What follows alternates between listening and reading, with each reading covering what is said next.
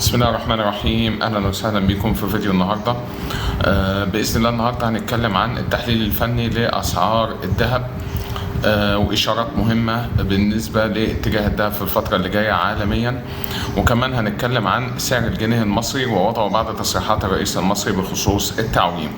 نبدا بتحليل سعر الذهب عالميا. شفنا الايام اللي فاتت والاسابيع اللي فاتت تراجع لاسعار الذهب من اعلى مستوياتها اللي كانت وصلتها في شهر مايو الماضي، الشهر اللي فات، من مستويات 2052 دولار للأونصة. نزل دلوقتي سعر الذهب لمستويات 1920 دولار للأونصة. المستوى ده هو حاليا واقف عند مستوى مقاومة سابق كان وقف عنده في أبريل 2022. طبعا الشكل اللي قدامنا ده ممكن يكون تصحيح، ممكن يكون نزول في سعر الذهب. هنعرف مع بعض دلوقتي هل ده اتجاه نزولي ولا لا. حاليا الذهب لو نجح انه يستقر فوق مستوى الدعم الحالي يبقى هيعود الصعود مرة اخرى. طب لو فشل في الاستقرار في المدى القصير على المستوى ده، اول مستوى هيقابله هو مستوى 1810 دولار اللي كان طالع من عندها قبل كده. نبص مع بعض على الشكل البياني الاسبوعي للذهب. الشكل البياني ده بيقول لنا ان في اشاره تحذير مهمه جدا بالنسبه للذهب، ان الذهب عمل ثلاث قمم. اول واحده ودي الاعلى كانت عند مستويات 2034 دولار للأونصة، تمام. حاول انه يوصل لها، ودي طبعا حققها في اغسطس 2020. حاول يرجع للقمه دي تاني في فبراير او في مارس 2022 ولكنه فشل. حاول يرجع لها برضه في شهر مايو اللي هو الشهر اللي فات وفشل. الشكل ده كده من الناحيه الفنيه، من ناحيه التحليل الفني، ده 3 قمم. ده نموذج التريبل توبس. نموذج التريبل توبس لما بيظهر معانا في التحليل الفني لاي سهم او اي عمله او اي معدن في البورصه، ده بيشير وبيبقى انذار مبكر الى ان السعر ده هيتجه لنزول في الفتره اللي جايه، وهيكون نزول مش قليل، تمام. حاليا الذهب واقف عند مستوى مقاومه سابق عند مستويات 1920 دولار للأونصة. إذا فشل إنه يستقر فوق المستوى ده، أول مستوى هيقابله 1867 دولار للأونصة. لو فشل إنه يستقر فوقيه هيبقى فيه نزول لمستويات 1800 دولار للأونصة. يعني إحنا هنا بنتكلم في الشكل البياني الأسبوعي عن خسارة محتملة في سعر الذهب حوالي 50 دولار على الأقل من السعر الحالي. نخش على الشكل البياني اللي هو المانثلي، ده بقى بتاع المدايات الطويلة، اتجاه الذهب في المدى الطويل. زي ما احنا شايفين قدامنا كده، الذهب عامل نموذج الكوب والعروة، ده نموذج صعودي في المدى الطويل، لكن مش معناه ان الذهب في المدى القصير مش هينزل. لا، هو قدامنا هنا عامل برضه نموذج التريبل توبس اهو. فنموذج التريبل توبس اللي هنا ده بيقول لنا ان الذهب وارد جدا انه ينزل عن المستويات الحالية. هينزل يروح فين؟ طب هو حاليا فين؟ هو حاليا واقف عند مستوى مقاومة سابق اللي هو فوق 1908 دولار للأونصة. لو نجح انه يستقر فوقيه يبقى ممكن يعود الصعود. فشل انه يستقر فوقيه يبقى هينزل لمستويات 1824 دولار. يعني احنا هنا الشكل البياني الشهري بيقول لنا ان في خسارة حوالي 100 دولار محتملة في سعر أونصة الذهب على المستوى العالمي، وده على الأقل. ده السعر ممكن ينزل لأكتر من كده، السعر ممكن مرشح للنزول لأكتر من كده. طيب ده بالنسبة لسعر الذهب عالميا، ودي الصورة بالنسبة للذهب عالميا. نتكلم بعد كده عن مستوى سعر صرف الجنيه.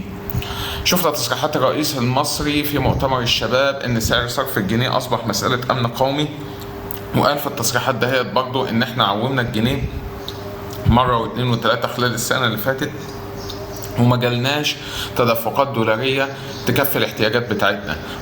فهو كده بيشير إلى ما معناه إن التعويم إحنا عملناه مرة واثنين وثلاثة، وتكلفته كانت كبيرة جدا على الاقتصاد وعلى البلد من رفع تضخم ورفع أسعار فايدة، لكن المردود بتاعه ما كانش مردود كافي لحل الأزمة اللي إحنا فيها. شفنا بعدها بحوالي أسبوع لقاء مع كريستالينا جورجيفا رئيس صندوق النقد الدولي، واللي هي يعني شبه ردت او شبه يعني اعترضت على التصريحات ديت، وقالت ان استنزاف دعم جنيه الاحتياطات مصر كسكب ماء بوعاء مثقوب. يعني بتقول ان والله ما فيش داعي ان انتوا تدعموا سعر الجنيه، سيبوه ينزل زي ما ينزل، لان ده استنزاف للاحتياطي وكانك بتحط ميه في كوبايه مثقوبه. طيب سيتي جروب، طيب انا هنا واقف عند حاجه مهمه جدا. تصريحات الرئيس المصري دي يا ترى هل هي بتستند لمؤشرات اقتصادية إيجابية عن الاقتصاد المصري، ولا مجرد كلام بيتقال لتهدئة السوق وتهدئة الناس وتهدئة المضاربة على الدولار وعلى الذهب؟ تعالوا نشوف مع بعض. أول حاجة، سيتي جروب توقع تجنب خفض جديد للجنيه حتى سبتمبر، لأن بيقول إن السياحة انتعشت وإن في مساعي حكومية لبيع أصول حكومية. طب السياحة انتعشت، طب يا ترى الإيرادات بتاعتها كانت قد إيه؟ كانت قد إيه؟ هنشوف مع بعض دلوقتي. طبعا زي ما شفنا هنا برضو مصر وتونس هم معترضين على شروط صندوق النقد الدولي لنفس الأسباب، إنها بتهدد الأمن القومي للبلد. البنك المركزي المصري أبقى أسعار الفايدة بلا تغيير للمرة الثالثة، طبعا لأنه مفيش تخفيض هيحصل للجنيه، ولأن سعر الفايدة بيبقى حمل على موازنة الدولة. أول المؤشرات الاقتصادية الإيجابية اللي ممكن يكون الرئيس استند عليها في هذه التصريحات هي أن إيرادات قناة السويس ارتفعت ل 9.4 مليار دولار، وده في مقابل توقعات سابقة من صندوق النقد الدولي نفسه إنها السنة دي مش هتتجاوز 5 مليار دولار. وطبعا احنا عارفين توقعات صندوق النقد الدولي بتبقى توقعات متحفظة جدا، لكن طبعا أرض الواقع هي اللي بتفرق. لما إيرادات قناة السويس تتحسن عن المتوقع بمعدل الضعف، ده بيبقى حاجة إيجابية جدا.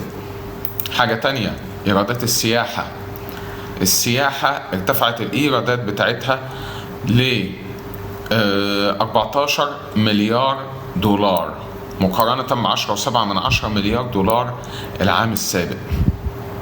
الارتفاع ده في إيرادات السياحة تزامن مع تعويم الجنيه وتخفيض قيمته، فدي حاجة إيجابية حصلت من التعويم الأخير اللي حصل، واللي كان تعويم قاسي جدا على الناس.